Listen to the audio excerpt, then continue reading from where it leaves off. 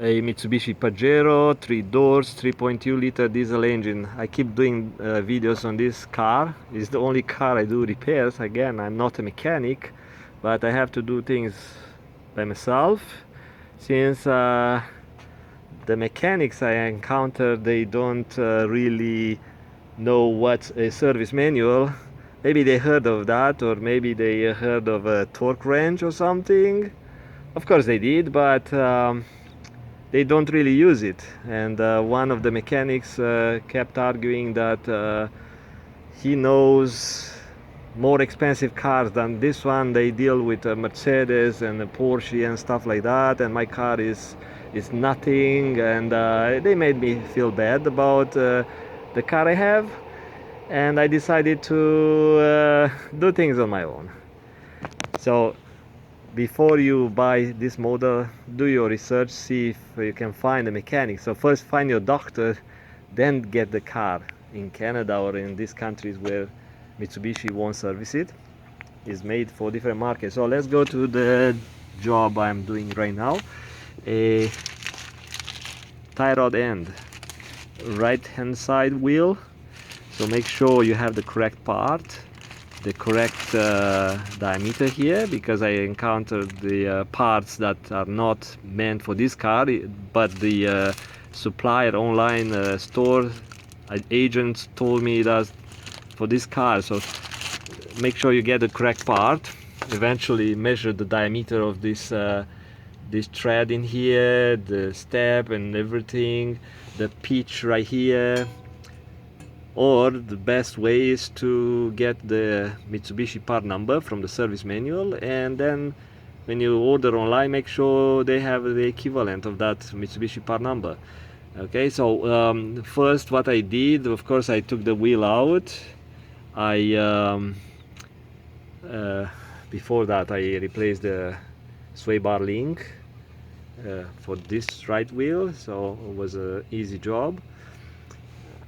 Then I had to use some WD-40 to get rid of the rust in here on the thread, inside the thread. Then I used some long big wrench. This is 15-16. Used some sort of an extension bars. You can use a pipe if you don't have the right tool. Then so you unseize this one, or you undo it, do something, but make sure you don't go too many threads. So just undo it and leave it loose, because you want to preserve the alignment, and you may have to take the car to an alignment after that. So I have this one undone. Then with a 19mm socket, I've used you can use a breaker bar, but it was not that seized. So before you do that, you have to remove the cotter pin. Mine was rusted, broke pretty easy, so I took it out. Use the socket, remove the nut, then with a specialty tool, you have to compress these bolts down, because generally it's exact fit. This is a conic part here